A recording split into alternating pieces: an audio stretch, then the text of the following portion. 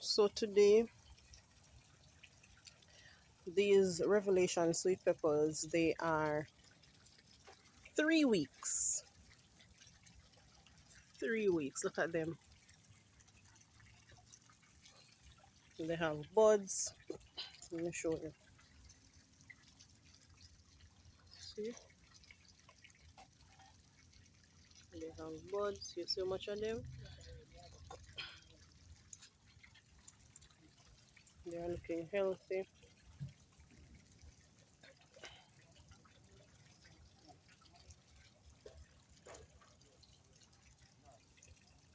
Healthy. So we have a few okra seeds that are here.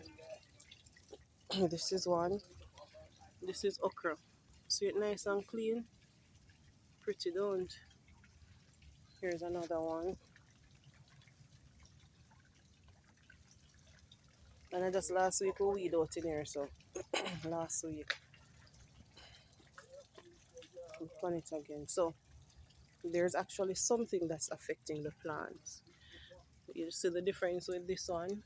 It's called mites. So we have to be treating it.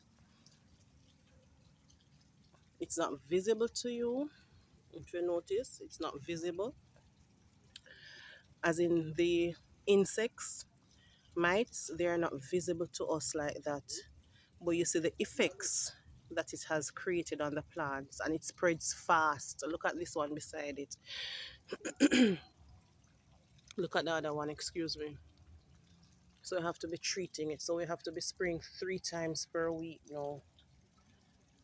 Look at this one, right? So,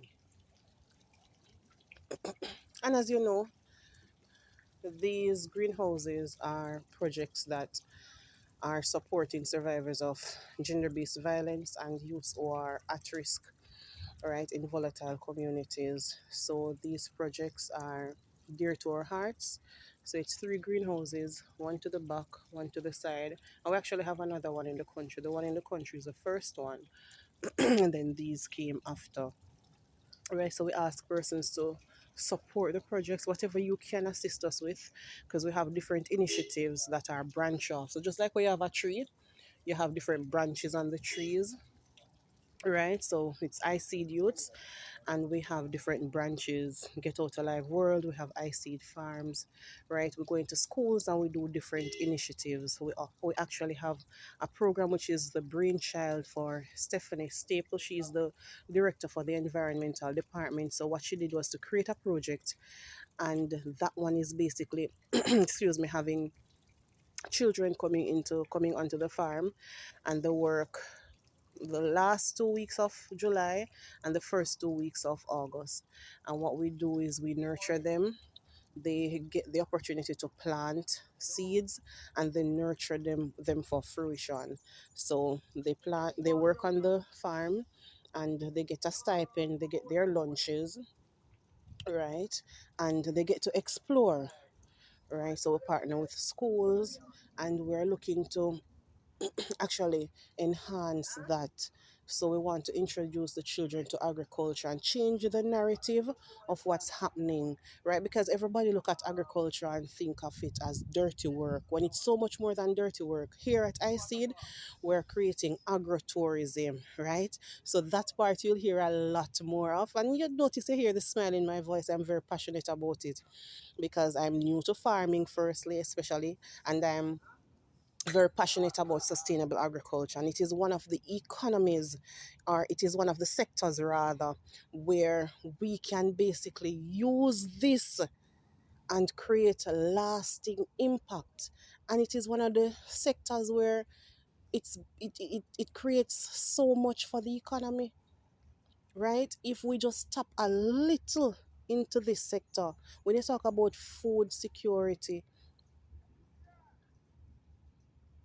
right, when you tap into this area, we have so much more to give. We have so many lands. We have so many aspects to agriculture. We talk about greenhouses, we talk about hydroponics, we talk about aquaponics, right?